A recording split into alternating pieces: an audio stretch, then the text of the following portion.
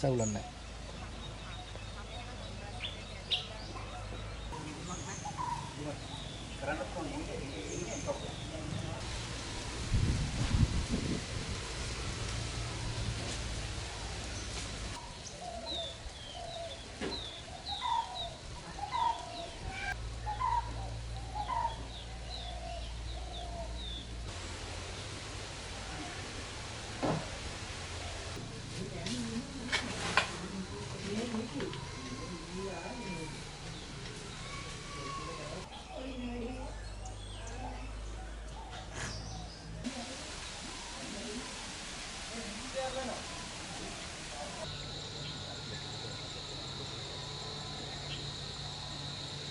හැමදාම රැයන හතට නෝඩේ ගමන්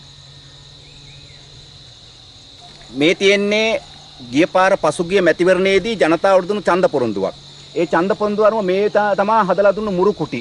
මේ අලින්ගෙන් ජනතාවගේ ගොවිතැන් ඒ වගේම මේ ජීවිත ආරක්ෂා කර දෙන පොරොන්දුවක් මත මේ ටික හදලා මේකට සම්පූර්ණ ලක්ෂ 4යි ගානක මුදලක් වියදම් කරලා තියෙනවා.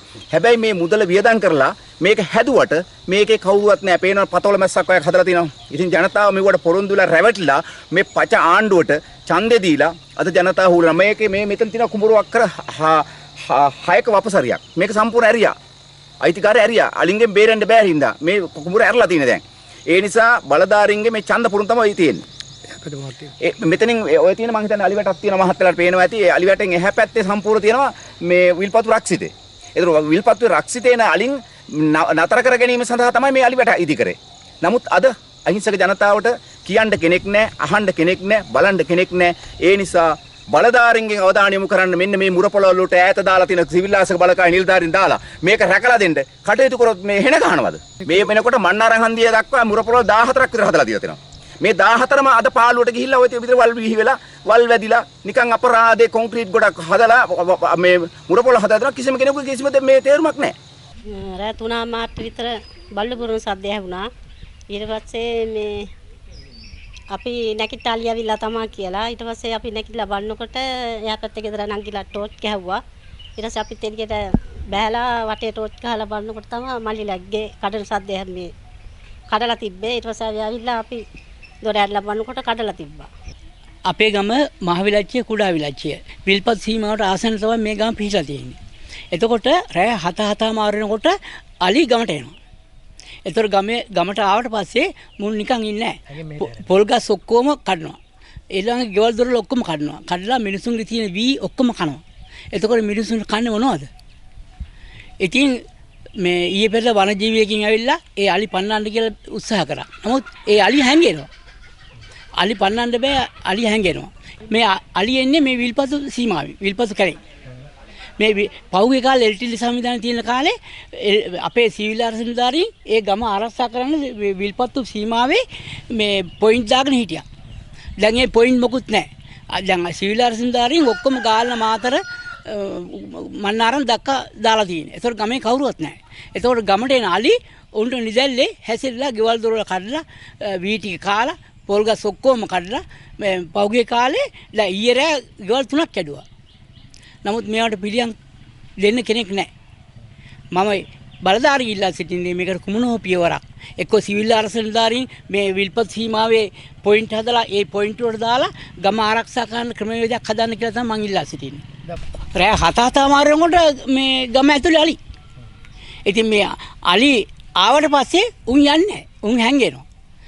උන් කරන්නේ පාන්දර 2-3 වෙනකන් ඉඳලා ඔක්කොම විනාශ කරලා තමයි යන්න හදන්නේ. ඇත්තටම කියනවා නම් මේ දැන් ගම්මානේ දැන් අපර දැන් දාලා යන්න තමයි දැන් වෙලා තියෙන්නේ. අපිට ඇත්තට මේ දැන් টয়ලට් එකටවත් දැන් යන්න නැති කාලයක්. අපිට මේ ළමයි දෙන්නයි මමයි ගෙදර හිටියත් දැන් ස්වාමීලා එයාලා දැන් හැමතැනම දැන් ඩියුටි දාලා තියෙන්නේ. ඒ නමුත් අපේ දරුවොත් අපිට දරුවොත් නෑ මේ දරුවොත් හැමතැනම ඩියුටි දාලා ඒකින්ද අපිට දැන් මොකුත් දැන් කරගන්න නෑ. ඇත්තටම අපිට දැන් යන්න වෙලා තියෙන්නේ දැන් ගම දාලා යන්න තියෙන්නේ. ඇත්තට දැන් අපි දැන් කීප වතාවක්ම දැන් ඒ බලධාරීන්ට දැන් කිව්වා කිසිම විසඳුමක් නෑ මේකට. ඇත්තටම 2023 මගේ ගේ කැඩුවා. මම ගේ කැඩුවා ඇවිල්ලා බලලා යනවා විතරයි. ඇවිල්ලා බලලා යනවා. අපිට කිසිම දෙයක් නැහැ. මගේ කුස්සිය කැඩුවා. මගේ සීට් 5ක් විතර කැඩුවා. ඇත්තට මට තත්ත්වයක් නැහැ. දැන් ඒ සීට් එක දාගන්න. ඒ නමුත් මට වැස්සේ තෙමි ඉන්න බැරි හින්දා දරුවොත් එක්ක ඉන්න බැරි හින්දා මම කොහොම හරි මං සීට් එක මම දාගත්තා. ඇත්තමයි මේක දැන් ජනාධිපතිතුමාලාට අපි කියනවා ඒ කට්ටිය මේවට දැන් ඇහුම්කන් දෙන්නෙවත් නැහැ. වනගලි ඇවිත් අපේ ගේ දොර වනසනවා මුර කුටි හදලන් ඒවා දැන් වේලෙනවා මැතිය මෙතිලා හිනැහි බොරු පවසනවා ළඟදිම ඇවිත් පාරේ අපි නිදී එනවා මම ජීවත් වෙන්නේ මහවිලච්චේ ප්‍රාසලේකම් කොට්ටාස බල ප්‍රදේශයේ 360 තුලාන ග්‍රාම සේවා වසමේ මගේ නම රණුර බණ්ඩාර මම ගොවිතැන් කරලා තමයි ජීවත් වෙන්නේ මේ වෙන විට ඉතා විශාල කරදරයක් පවතිනවා මේ අහිංසක ගම්මානවල ජීවත් වෙන ගොවි මහතුන්ට රෑ 7:00 වෙනකොට මේ ගම්මානයට අලි පැමිණිලා මේ අහිංසක ගොවියන්ගේ සියලු ගෙවල් දොරවල් විනාශ කරමින් තියෙන භවභෝග විනාශ කරමින් අලියා පාන්දර 4:00 වෙනකන් මේ ගමේ සැරිසරනවා.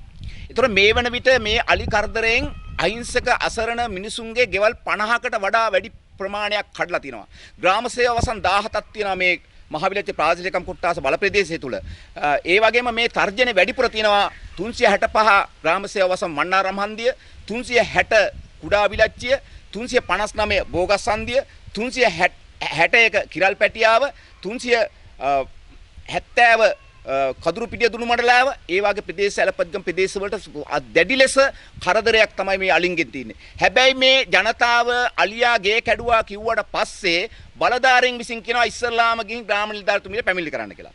ග්‍රාම නිලධාරිතුමියට පැමිණිලි කරාට පස්සේ කියනවා වනජීවියකට පැමිණිලි කරන්න කියලා. වනජීවියකට ගියාට පස්සේ කියනවා පොලිසියට පැමිණිලි කරන්න කියලා. පොලිසියට ගිහින් පැමිණිලි කරාට පස්සේ ඒගොල්ලෝ ඇවිල්ලා ෆොටෝ ගහගෙන මේව ටික කරන්න. මේ වෙනකන් කිසිම ගොවි මහත්තයෙකුටවත් කිසිම අහිංසක ඉඩම් හිමියෙකුටවත් මේ වෙනකන් වන්දියක් දීලා නැහැ. ඉතින් බලධාරීන්ට කියන්නේ ඔබ තමුන්නාන්සලා චුන්ද පොරොන්දුවක් වුණා ප්‍රදේශයේ මායිම් ගම්මානවල ජීවත් වෙන ජනතාවගේ අලි ගැටලුව අලි ප්‍රශ්න විසඳනවා කියලා. ජනාධිපති අනුර කුමාර දිසානායක ජනාධිපතිතුමනි ඉතා සංවේදීව ඉතා දුක්බරව ඔබතුමාට කියන්නේ මේ රජරට දුක් විඳින අහිංසක ජනතාවගේ අද ජීවිත පවා අවදානමෙ තිබෙන්නේ. හැන්දෑවේ 6-7 වෙනකොට අපිට දානේ ගෙදරකට යන්න බෑ. මල ගෙදරකට යන්න බෑ. දරුවෙක් බස් එකේ හිටියොත් පන්ති දැම්මට පස්සේ ගේන්න යන්න බෑ. එම නිසා අහිංසක දුක් විඳින ජනතාව ග්‍රාම සේවා වසන් 17ක ජීවත් වෙන මේ ප්‍රදේශයේ සියලු ජනතාවට මම කාර්නිකව ඉල්ලා සිටිනවා. කාර්නිකව අවධානය යොමු කරලා තමුන්නාසලගේ ජනබලය නැත්තම් අපේ සියලු දෙනා එක රාශි වෙලා මේ ප්‍රශ්න විසඳුමක් හොයාගෙන මහපාරේ අරගලයකින් අර මේකට වෙන කිසි විසඳුමක් නැහැ කියලා තමයි මම දකින්නේ. මේ වෙනකොට අලි මුරපොළට 14 දෙනෙක් සේවය යොදලා තිනවා. මේ කුඩා විලච්චියේ පැත්තට යන මේ එතන මුර පුටියක් හදලා තිනවා. අලි වැටවල් හදලා තිනවා. හැබැයි මේ වගේ කරන්ට් එක නැහැ කියනවා. ඒනවත් මේ ප්‍රදේශයේ සිවිල් ආරක්ෂක බලකායේ නිලධාරීන් කලින් සෑහෙන ප්‍රමාණයක් දාලා හිටියා මේ අලි වැට ආරක්ෂා කරගන්න.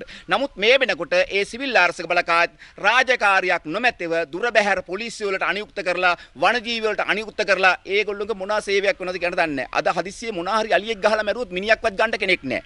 සියලුම හිටියේ එදා මායිම් ගම්මාන ආරක්ෂා කරන්න තමයි සිවිල් ආරක්ෂක බලකාය බදවාගත්තේ. ගාම ආරක්ෂක බදවාගත්තේ. අද ඒ කිසි කෙනෙක් නැහැ. ඒ හින්දා මේකට විසඳුම් තියෙනවා.